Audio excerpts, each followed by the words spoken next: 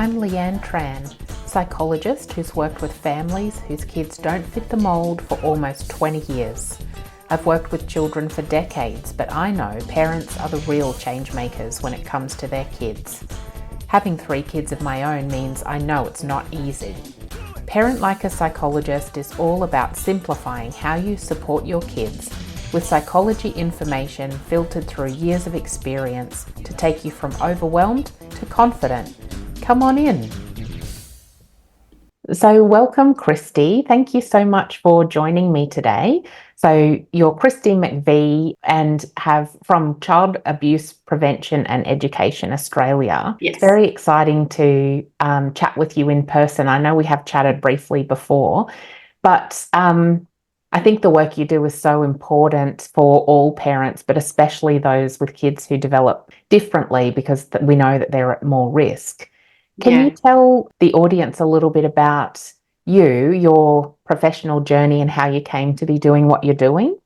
Yeah, so it's not really something that you come out of school and decide to do, I guess, but how I got here is when my daughter was about 9 months old, I saw an ad for policing in Western Australia. So I'm over in Western Australia, and I thought I could do that. And everyone laughed at me, and I thought, no, I could do that. So off I went on a journey and became a police officer. I got into the West Australian Police in January 2010. And yeah, my daughter was 2 years old or just about to turn 2 years old. So little did I know that that's where my policing career would go. I was in the West Australian Police for 10 years, and in that time I became a specialist child interviewer. So my job as an interviewer was to sit with children and get their evidence for court, and predominantly that was based around child sexual abuse cases. So I did that for nearly 9 years, and whilst I was, interviewing children, I realised that I wanted to be on the other side of the policing. So as a general duty police officer, I was the first responder to jobs. I was the one who was getting all the details and passing on the big files to the detectives. And then, quite early on in my career, I was like, no, I want to be the one that's arresting the guy, arresting the people.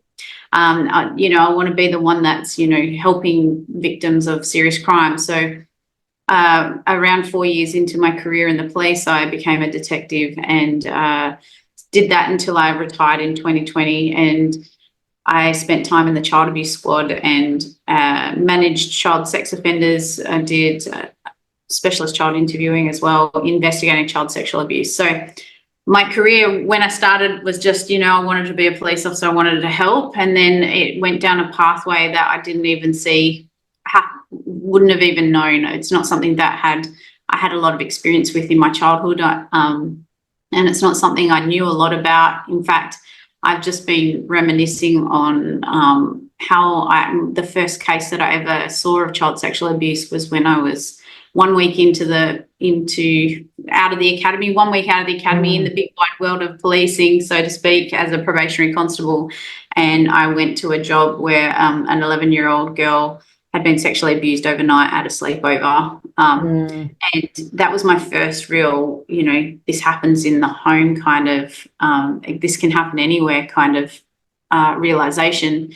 And that sort of, and here I am. So I left in the police in 2020. I actually ended up with PTSD. I mean, it's to be expected with the work I was doing. But when I was leaving the police, I just kept thinking, why don't parents know what I know about, red flags and predatory behaviours and grooming? Why do parents, because I would be talking to the kids and then I would be talking and interviewing the parents about, their child's abuse, if it was a family member, friend or relative or someone they knew. And I kept thinking, how can they not see these signs? How can they not tell these people are like that they're grooming them, they're grooming their family? And so I started writing things down that I wanted to share. And that turned into a book after 2 years after leaving the police. I wrote a book called Operation Kid Safe, and that has in it, everything I know, or, some stories which obviously names have been changed and details have been sanitized, but, some of the stories that I could share that with parents, but it's really a guide. It's got usable tips and advice for parents on what I saw, what I know. And that's all I kept thinking is, well, I want parents to know what I know, because I just didn't want any more kids to, go through what I'd seen kids going through, families going through. And a lot of families and a lot of parents would say to me, I just wish I had known better. I just wish I had known. I wish I had listened to my gut instinct. I wish I had if I had known, I would have seen it earlier. So that's where it led me. And 4 years later, here I am. I educate, I speak about child sexual abuse awareness, online child exploitation, and have a podcast myself, and do all of these things purely so that parents and family and children, the kids are why I do it, but, so that families can protect their kids and they have the tools and the knowledge that I have. Yeah, that's that's amazing. And the work that you do is really helpful. I think I was just watching something this morning where you were talking about that sexploitation and giving some practical tips about what to do if that has happened. But I imagine too that you would really love to be impacting more on the prevention side of that rather than dealing with it when it happens as well, which is really what your education for parents is about. Yeah, well, I mean, some people say, I don't know how you can do what you do. And it's really, I focus on prevention more than anything. If I can prevent just one child from being abused, then my work is done. And the thing is that prevention is the only way we can actually stop child sexual abuse, by becoming, it's an awareness. We need to know what predatory behaviors are, red flags are, but we also need to ensure that we're talking to our kids and we're having really open and, beautiful conversations with our kids, because part of the reason why child sex offenders or predators are able to prey on children is because we're not having conversations with them about what they need to know. And, it's not a child's job to prevent child sexual abuse. It's a parent's job and it's an adult's job. Yeah. But they can't, but our kids need us to be in partnership with them, to help them, because sometimes they will see something or hear or feel something that we won't see or feel because we're not the target. So we need to also, have those conversations. And, that sextortion video that you're talking about, that I shared, I have lots and lots of young people contact me who can't go to their parents for advice because their parents aren't listening, or they're not having those conversations, or they're scared to disappoint them, or they're scared to upset them. And so they're coming to me, a stranger who is talking about it, for the pure fact that I want people to know about it. And one of the things that really breaks my heart is every time I say, have you got a safe adult? And they say no. And, have you got someone that you can talk to that's with, not on the internet, basically. And when they say no, it just breaks my heart. And that is, children, young people will try and protect their parents, and they will try and save their parents from heartbreak or heartache, especially if it's someone close to them. Yeah. So, it's really important that our kids never feel like they're alone in this. Yeah, absolutely.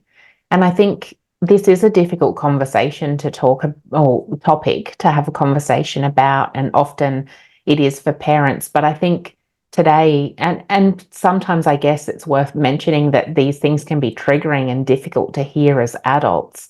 But in the spirit of trying to become those safe adults for our kids today is why we're having this conversation. And like you, I think if parents have the information, they can do a lot with it. It's just getting that information that's the first step. Yeah, I see a lot of, a lot of families, a lot of people say, not my kid, not my family, they've got their head in the sand, kind of avoiding, because truth is painful sometimes and lies are comforting. Yeah. But, it's not, there's nothing more painful than watching your child suffer through the repercussions of child sexual abuse. There's nothing more painful than your child, the long-term trauma of child sexual abuse. There's nothing more painful than that. And, there's, forearmed is forewarned, or forewarned is forearmed. You know, like, I would rather be on the side of knowledge and power than the side of ignorance. And you know, we can be as ignorant as we want about it, and unfortunately our few previous generations they just pretended it didn't happen. They you know, shut it down. They hid behind lies and you know, those societal rules of, you know, we don't talk about it. It's, you know, it's a family, their family blood's thicker than water, you know, all of these things. And where does that get us? You know, science and research is showing that, you know, the long-term effects of child sexual abuse especially can decrease lifespan. You know, there's a higher, it's 8 times more likely to die within, you know, in early middle age. So in your 40s, because of child sexual abuse itself. You know, I think it was 5 to 10 times, or 10 times more likely to use drugs and alcohol if you're a victim of child sexual abuse. And, you know, all of the survivors that I speak to about, you know, their own experience with child sexual abuse, and especially the advocates, they'll tell you that, you know, they had no one safe to talk to, so therefore they dealt with it on their own. So they were the kids that were, you know, acting out and you know, using drugs and alcohol to cope. They, you know, did risky behaviors. They were screaming out for someone to notice. And that's, so, you know, when we look at our kids and their behavior, especially, why? What has happened to you is the question I want to ask people. And it doesn't matter if you're 10, 15, 20, 25, 35, 45. Why? What has happened to you for you to be the way you are? Absolutely. You're preaching to the choir there. I'm always thinking and talking with parents about how behaviour is what we see on the top, and we need to look at what's underlying it, for sure. And I think, you know, when you're talking about those older generations too, there definitely was a lot of that pushing stuff down and not talking about it. And the silent generation, as we call them, because they didn't talk about anything and they didn't deal with anything. As parents, they were drinking and doing drugs and smoking and doing all the wrong things. As parents, they were ignoring their kids, you know, the latchkey generation. I look at parenting as, you know, my daughter's 16 now. I look at parenting and I'm no perfect parent by any stretch of the imagination. You know, I've done things that I regret. I've you know, there's shame in some of my parenting journey because I haven't handled situations properly or as well as I'd liked. But the one thing that I've always maintained is that, you know, you can repair a lot by just saying sorry and meaning it. And you can repair a lot by saying sorry. And one of the things that I see a lot of now is, you know, adults walking away from their parents as adults. You know, they've had that, you know, silent generation, or that those parents who are like, well, you turned out okay, so stop whinging about it.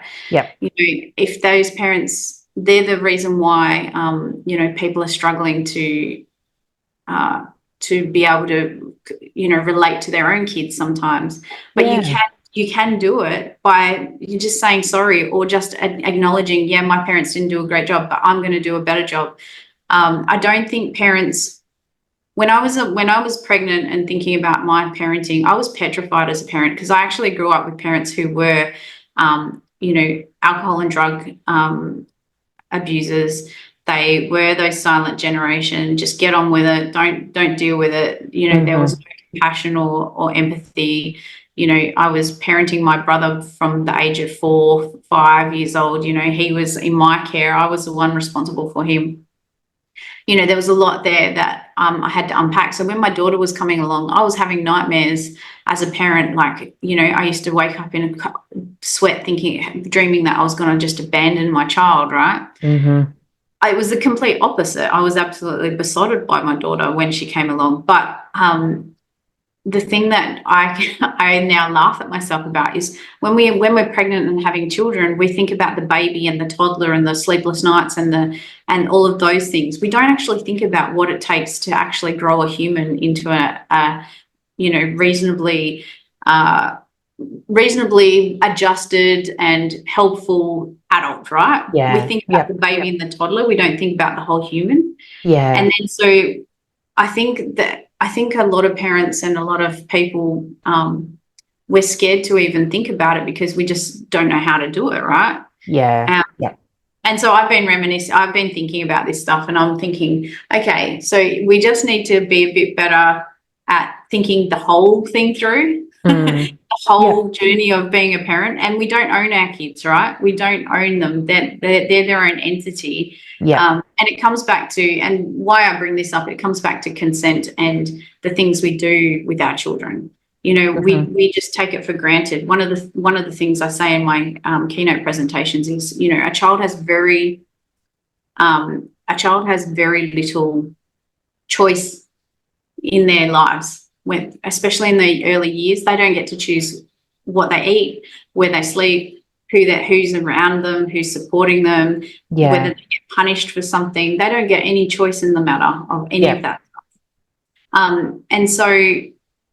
And I think, you know, it's really important to make those decisions. Make when we're parenting, we think, well, what's the best for the child? Yes, but also, how about we just consider, you know, that they don't have a choice, and we're taking those choices away from them as parents, and so that we give them some autonomy as they age and they can choose for themselves. Because my daughter's now in her teens, and my husband's struggling with the fact that she's 16, just got a driver's license, you know, like just got a learner's, and he's like, oh my God, my baby's gone. I'm like, I've been coming to terms with this for a long time. You know, I've been, you know, we're on the way to adulthood, right? I've been preparing. It's come out of nowhere for him. Right. So he's struggling and I'm not, because I'm like, yeah, well, this is what happens.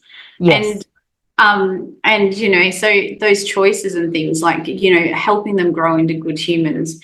But how does that relate to what I do? Well, it all comes back to, you know, what's best for the person, like what's best for your child, what's best, and knowing about protective behaviours and warning signs, and how to listen to your early warning signs, which I don't know if you talk about this with your clients or in the podcast, but, you know, your early warning signs are those feelings in your gut and in your body that tell you that you're not comfortable. You don't like that person doesn't make you feel comfortable. This situation doesn't make you feel comfortable.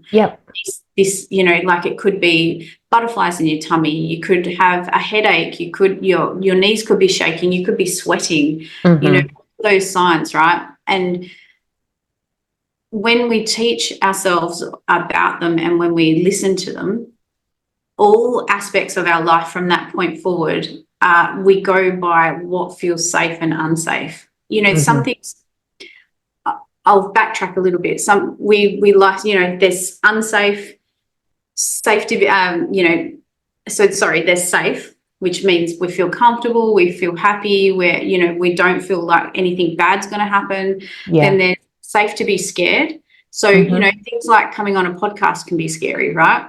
You know, you get a little bit nervous, you might get a bit of, or talking in public might be safe to be scared. You know, you might feel scared to talk in public, but you have to do it for your job or your work. You know, going on a roller coaster is safe to be scared. You know, it's scary on the roller coaster. So there's, you know, safe to be scared, risking on purpose. They're kind of similar, but they're also different dependent on the person. Risking on purpose could be jumping out of an airplane to do skydiving. It could be public speaking for someone who's absolutely freaking terrified of public speaking. It could be, you know, anything, that going on a job interview after being in the same job for 10 years, or for some kids it could be trying a new sport. And then there's unsafe. And with those early warning signs, they're going to show up in all different parts of that. But imagine if our teenager or our young person who's, you know, first time talking to a girl or a boy, or first time driving, or they're going to a party for the first time, and we've taught them from early age about, you know, their early warning signs, looking out for tricky behaviours, which I can explain a bit more about in a minute. You know, they know that continuum of safe to unsafe, you know, that risking on purpose, that, you know, and we celebrate each one in a way, you know, unsafe not so much, but, you know, you celebrate identifying unsafe. Yeah, recognizing it. That's Yeah. true. Yeah. Yeah, and so that's how we, people are scared to talk about this stuff, but it's as simple as just recognizing when you feel safe and unsafe. Yeah. I think I can hear how that ties into what you're saying, because it's about, as parents, trying to let our kids be their own person. Not that we have a choice of, not letting them, but so supporting them in that, but teaching them the skills that they need in order to be able to be gradually more independent from us. Exactly. And so and trust them. And trust them. Did you say trust them or trust themselves? Trust themselves, and trust that they know. Like, if you've done if they've understood, sometimes kids don't get things right, and I quite often have to tell kids, especially those ones that have accidentally or been tricked into sending nudes to a sex daughter, right? I'm like, you haven't done anything wrong. Learning is a part of life. This is an experience that, yes, it's scary, it's like, it seems like it's fatalistic. For some kids, it feels fatalistic that they've been scammed. And then, but we're all learning. Even now in adulthood, we're all learning. I'm still learning, you're still learning, everyone's learning. We are so quick to judge our kids for learning. Yeah. And for making mistakes. Yep. I don't know why, because when they were really little and they were learning to walk, we weren't screaming at them to sit down again. But then all of a sudden they're making mistakes in teenagehood, like sending a nude or, doing the wrong thing or being silly. Yeah. There's a lot to be said for, if we were to just sit with it and go, well, where were you in that safe to unsafe continuum? Where were you thinking? What were you thinking there, mate? Like, you think that was a really smart idea. But to go back to talking about protective behaviours, identify, if we help kids identify their feelings and their emotions, and we help give them the language, then when something happens, like something unsafe happens, someone does something, that those tricky behaviours or those things, or another student does something that they're going to come to us and talk to us about it. Yeah. We assume that our kids will talk to us. But if they're scared to talk to us, or if they think you're going to shut them down straight away, or you're going to say something that's going to make them, or you're going to, judge them, or maybe you're going to, degrade them or upset them, and most parents don't want to do that. We don't have children and go, I'm going to ruin your life by calling names and saying stuff. You don't. You just go. It just happens because that's how our parents parented us, or you haven't thought it through.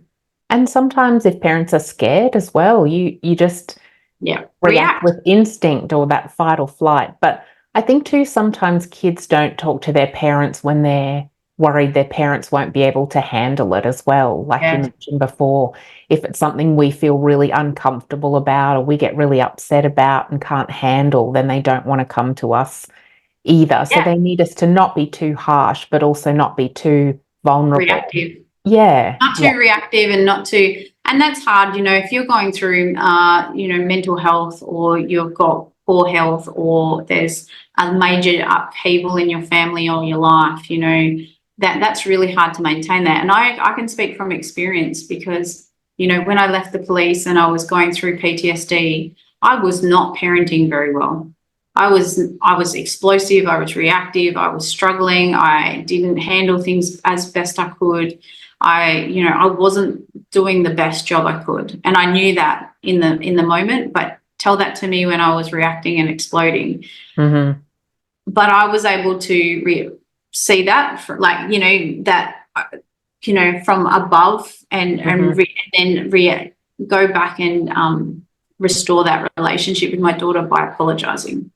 I'm struggling right now. I'm not dealing the best. I'm so sorry that I'm doing that. I love that, because it's we the research and study on attachment and stuff shows we need to get it right about 30% of the time, and so that's really reassuring. Only 30. Only 30. So that makes me feel better. Exactly, right? And then, but apologizing about stuff, like you said, is repairing the relationship, and it fixes it up, but it also teaches our kids it's okay to make mistakes and then apologize for them and, you know, blow up and not handle things the right way. So you're modeling to them that it's okay to share when you've stuffed up, and then your kids can share that with you, I think. Yeah, and we don't have to be perfect all the time. Like, there's been times where I've said, and you don't, I'm lucky I've only got the one, and I'm lucky because I don't think I could have handled multiple children. I mean, I chose a career. Once I became a police officer, my daughter was only 2, but once I became a police officer, I chose my career. And then, you know, at the end of my career, I sort of went, should I have had more kids? Like, you know, it was like, did I just waste 10 years of my life? I mean, I was in that process of like reassessing everything. Yeah. But I'm not, I say I'm lucky that I've only got the one, because it means I've got all of that time, attention and focus on her. So I haven't got split attention or focus, right? It's also a bad thing because I've got all that time, attention and focus on her. True, yeah. So depends how you look at it. Yeah, so there's goods and bads to it. But one of the things that I think I learned from being a police officer, learned from talking to victims and survivors, was that they just wish their parents had apologised for how they treated them. They just wish their parents had listened when they needed them the most. Like you said, 30% of the time. If you can get it right 30%, then the rest of it is then you're home and hosed, really. And I think there's a lot of damage. And in fact, I know there's a lot of damage done by not allowing our children to have their say, not allowing our children to voice when you've done something that has upset them. Yeah. And, you know, even if they're in the wrong, you know, allowing them a voice to say something. And I've been very blessed in that my daughter is very vocal and very sure of herself. And one of the benefits of giving your children a voice is that they're not going to be easily walked over. They're not easily peer pressured. They're not easily pushed into doing things. They're not followers. Yeah. You know, not all kids, but some of them will be, you know, they know their rights. They know that they have the right to feel safe. They know that they have the right to talk to someone at all times, which is both protective behaviours. Yeah. That they're taught themes in the protective behaviours curriculum, and so they know that they can talk to someone, whether it's me or a grandparent or an auntie and uncle or a teacher. They know that they feel unsafe, they can go and talk with someone about it. Yeah, yep. And I do want to ask about some other lessons you learned through that you can pass on to parents. But first, I think we've talked a couple of times about how sometimes parents don't acknowledge and that kind of thing. And I think it's a bit of wishful thinking, perhaps, that this stuff doesn't happen. But I think like child abuse and child sexual abuse in particular happens a lot more than we realise. Can you talk a little bit about how the statistics and how common this is? Yeah, so recent statistics as of last year is that 1 in 3 girls and 1 in 5 boys will be sexually abused in Australia, before they turn 16. So, you know, and again, those same statistics which came out of the Australian Child Maltreatment Study. So that was a massive study done with 6,500 Australians aged 16 to 65. And they found that 28.5% of all Australians have been sexually abused, nearly 1 in 3. So before they were 16. So if you look at those statistics, it means that we've got a lot of parents and people out there that are dealing with trauma, probably undisclosed trauma as well, because the average length of time from when someone is abused to the time that they actually disclose it to someone, not police either, disclose it to someone, is 24 years, 30 years for men. So, and one of the things I learned from my own experience as a parent is that when you have trauma as a child, quite commonly or often, they will, you know, when your child gets to the age you were when you were abused, that trauma will reappear in your life, or it will, you know, it could have been repressed and you forgot it, and then all of a sudden your child hits the same age you were that you were abused, or even, you know, whether it be physical, emotional, psychological, neglect, whatever, but all of a sudden that trauma like pops up and goes, hello. Yeah. So, you know, and that adds to your parenting that can be a load on your parenting, because all of a sudden you're dealing with this unresolved trauma from your childhood that is coming up and being made, not up in your face again. You're remembering things. And that happened to me when my daughter was around the same time I left the police, same time.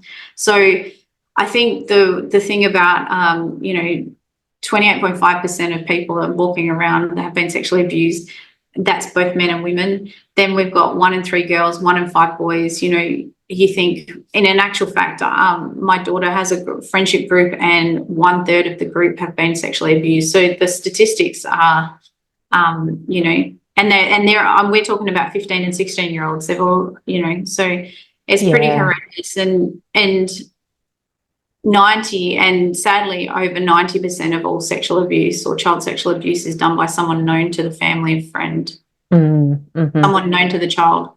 Yeah, it really, and it's massive statistics, massive. Yeah, they are, and they really dispel that myth that we hold on to about the few people in society who it is. And so as parents, if you have that idea that, your kids are always with family or friends so they're safe, that's really not true. No, it's not. And that's why we need to concentrate on, and I mean, the statistics are there, the research is there. We know that, it's family, friends or relatives that are most likely to harm your children. We also, one of the things that most parents or people don't know is that around 45% of all child sexual abuse is by another child. So, it might not be a family, an adult who might abuse your child. It could be another child who will harm your child. And the correct terminology for that is harmful sexualized behaviors. So, because we're dealing with children, it's not considered, it is child sexual abuse, but it's not child sexual abuse at the same time, because we're dealing with children and there's always a reason why a child will harm another child. Yeah. And one of the main key factors to that today is pornography. Early exposure to pornography, and domestic violence is another one right up there. But the pornography has a big impact on or the potential harming of another child by a child. And there's no, although predominantly it's been, more males offending against other males than females, unfortunately, pornography has opened up the playing field a little bit. And that's not the right thing to say, but opened it up a bit. And we're seeing more girls, an increase in girls harming other children as well. So it's a big impact. And when I first started in the police, when we had a child who was displaying harmful sexualized behaviors, we automatically assumed they'd been a victim of child sexual abuse, which is still the case, can be still the case. But towards the end of my career, and especially now, if a child was displaying harmful sexualized behaviors, there's a good potential that they've been exposed to pornography or some sort of over-sexualized material to indicate that they, it's not necessarily child sexual abuse is the key factor there. Yeah. Thanks for listening to this episode of Parent Like a Psychologist. If you found it helpful, please share on Instagram so other parents can benefit too, and tag me at Leanne Tran Psychology so that I can say a big thank you. Head over to leannetran.com.au to join the village for bite-sized psychology tips straight to your inbox. I really hope this podcast has brought a new perspective and you a step closer towards a calm parent and a thriving child. Have a delightful day.